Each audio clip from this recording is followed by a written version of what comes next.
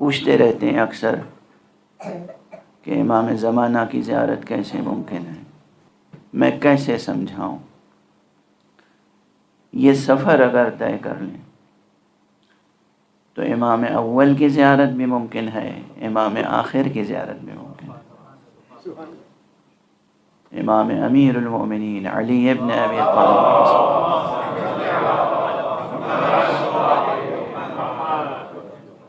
ان کا دیدار بھی ممکن ہے، امام حسن کا دیدار ممکن ہے، امام حسین کا دیدار ممکن ہے، امام سجاد کا دیدار ممکن ہے، امام وقت کا دیدار بھی ممکن ہے، رسول اکرم صلی اللہ علیہ وآلہ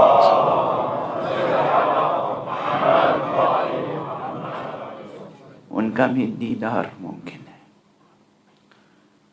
مگر یہ ممکن تب ہوگا جب آپ اس سفر کو طے کریں، خروج من الظلمات الی النور، ظلمتوں سے نکلیں نور کی طرف بڑھیں۔ یہ سفر ممکن ہے، اگر ممکن نہ ہوتا تو قرآن مجید میں اس سفر کے اہتمام کا تذکرہ نہ ہوتا۔ یہ سفر ممکن ہے، اگر ممکن نہ ہوتا تو کسی ناممکن امر کے لیے اللہ اپنے نبی کو مسئول نہیں بناتا۔ یہ سفر ممکن ہے، اگر ممکن نہ ہوتا تو ائمہ اطہار کا یہ وظیفہ نہ قرار دیا جاتا۔ یہ سفر ممکن ہے، اگر ممکن نہ ہوتا تو ہمیں اور آپ کو اس کا مکلف نہ بنایا گیا ہوتا۔ اس لیے کہ مکلف بنایا جاتا ہے اس امر کا جو امر ممکن ہو۔ نماز پڑھنا ممکن ہے، اس لیے نماز ہمارے لیے تکلیف شرعی ہے، ہم مکلف ہیں۔ اور مکلف کون ہے؟ پروردگار۔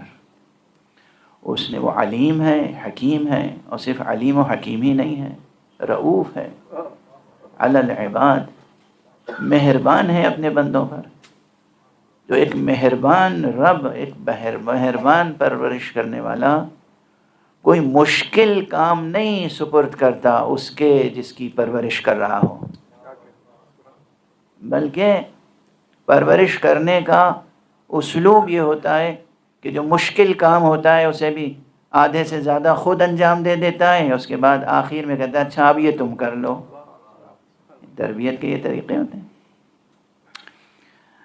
بچوں کو جب نوالا کھلاتے ہیں ماں باپ تو پہلے اسے اپنے منہ میں چبا لیتے ہیں، جب وہ نرم ہو جاتا ہے تو نکال کے بچے کے منہ میں ڈال دیتے ہیں۔ یہ ہے پرورش کا طریقہ۔ اسی طریقے سے رسول اللہ نے علی کی پرورش کی تھی، اسی طریقے سے رسول اللہ نے حسن و حسین کی پرورش کی تھی، اسی طریقے سے رسول اللہ نے زینب کی پرورش کی تھی۔ یہ جو جناب زینب کی فصاحت و بلاغت و علم کا سرچشمہ تھا، یہ دنیا والوں کی سمجھ میں نہیں آتا کہ جب علی ابن ابی طالب نے ممبر پہ ارشاد فرمایا تھا سلونی سلونی قبل ان تفقدونی، اس کے فوراً بعد یہ جملہ ہے کہ ھذا لعاب رسول اللہ، مجھ سے پوچھ لو جو پوچھنا چاہو، یہ لعاب رسول ہے جو میرے دہن میں اور میرے سینے میں محفوظ ہے۔ کیسے وہ مرتبہ حاصل ہوگا کہ ہم امام کا دیدار کر سکیں؟ مرنے کی شرط نہیں ہے، میں اس دنیا کی بات کر رہا ہوں۔ آج کی یہ مجلس یاد رکھیے گا، عمل کی کوشش کیجیے گا۔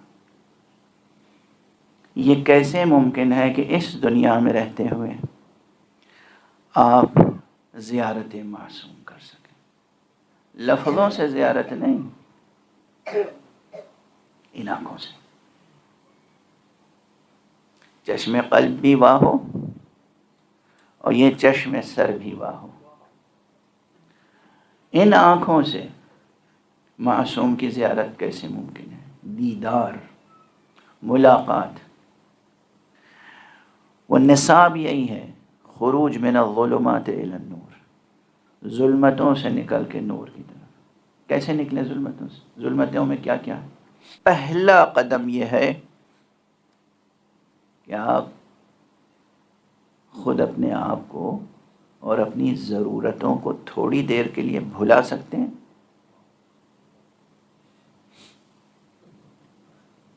توجہ ہے میری طرف؟ تھوڑی دیر کے لیے اپنے آپ کو اور اپنی ضرورتوں کو بھلا سکتے ہیں. اپنی ذات کو اور اپنی ضرورتوں کو جو بھلا نہیں سکتا وہ تو ایک آن کے لیے کسی دنیاوی سلطان کے سامنے بھی کھڑا ہونے کے لائق نہیں ہوتا. آپ کو معلوم ہے کہ دنیا میں حاکموں کے سامنے کھڑے ہونے کے آداب کیا ہیں؟ حضوری کے آداب کیا ہیں؟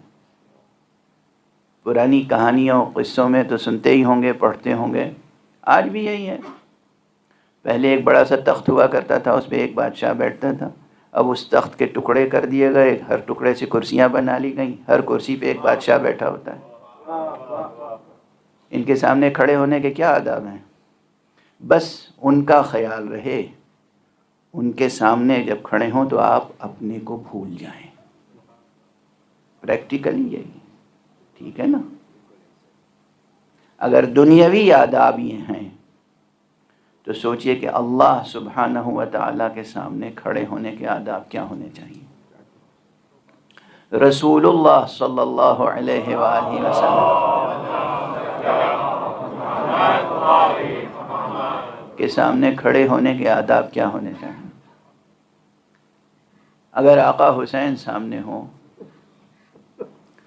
اور آپ کو موقع ملے ایک سلام کہنے کا، السلام علیکہ یا ابا عبداللہ، اس وقت کیا آپ اپنے آپ کو اور اپنی ضرورتوں کو بھول کر سلام کرنے کا لمحہ اپنی گرفت میں لا سکتے ہیں؟ یا یہ فکر ہوگی کہ ہم زیارت تو کرنے اس حاجت کے لیے؟ عموماً کیا ہوتا ہے یہ جو ہم سے صبح و شام امام کی بارگاہ میں حضوری کی تمنا کرتے رہتے ہیں، یہ زیارت عاشورہ بھی پڑھتے ہیں کس لیے؟ اپنی دنیاوی ضرورتوں کے لیے. یہ امام کی زیارت پڑھتے ہیں کس لیے؟ اپنی دنیاوی ضرورتوں کے لیے. امام کو ان کے مصائب کے واسطے دے کر اپنے لیے چھوٹی چھوٹی عشرتیں مانگتے ہیں. اس سے زیادہ شرمناک کوئی بات ہو سکتی ہے؟ اس سے زیادہ گری ہوئی کوئی بات ہو سکتی ہے؟ دیکھیے میری پوری کوشش یہ ہے ممبر پر آنے کے بعد کہ میں بشریت کے مستقبل سے مایوس نہیں ہوں. میں ان میں سے نہیں ہوں جو ساری حرمتیں اور ساری عظمتیں صرف ماضی کے دامن میں دیکھتے ہیں. مستقبل روشن ہونا چاہیے.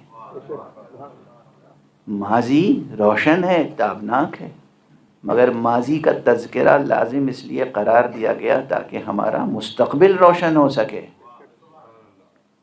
حسین کا تذکرہ اس لیے لازم قرار دیا گیا کہ مہدی کے انصار کی تربیت ہو سکے. حسین ہمارا ماضی ہے اور حال ہے اور مہدی ہمارا مستقبل ہے. مہدی کون؟ مہدی وہی وارث حسین. مستقبل وہ ہے نا. تو مستقبل سے مایوس تو نہیں ہو سکتے، اور مستقبل کے لیے آمادگی کم تو نہیں ہونی چاہیے. کہیں میں نے کوئی مثال اگر دے دی تو لوگ سمجھ نہیں پا رہے ہیں. کیوں نہیں سمجھ پا رہے ہیں؟ اس لیے کہ آپ نے یہ سمجھ رکھا ہے کہ تمام حرمتیں، تمام عظمتیں صرف ماضی کے دامن میں ہیں. تو مستقبل کیسے تعمیر ہوگا؟ حال کیسے سنورے گا؟ حال کو بھی سنوارنا ہے، مستقبل کو بھی سنوارنا ہے. اور روشن مستقبل اس وقت تک نہیں ہو سکتا جب تک کہ ظلمتوں سے خروج نہ ہو، نور تک سفر نہ اختیار کیا. یہ جو سلسلہ ہے اس میں پہلی منزل اپنی جو ہم نے اپنی مزعومہ ضرورتیں. کہیں کسی نے مجھ سے یہ گلا کیا کہ اللہ سے دعا کرتے کرتے تھک گئے ہیں، قبول نہیں ہوتی. تو ہم نے عرض کیا کہ اللہ نے ضرورتوں کو پورا کرنے کا وعدہ کیا ہے، ہوس کو پورا کرنے کا وعدہ نہیں کیا.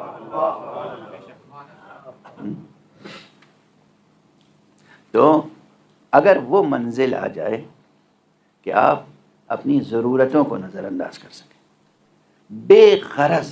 اخلاص کسے کہتے ہیں؟ خلوص یعنی کیا؟ اگر آپ سے کوئی ملنے کے لیے گھر پہ آیا اور ملنے کے بعد اس نے فوراً اپنی ضرورتیں بتا دیں تو آپ کیا سمجھیں گے اسے؟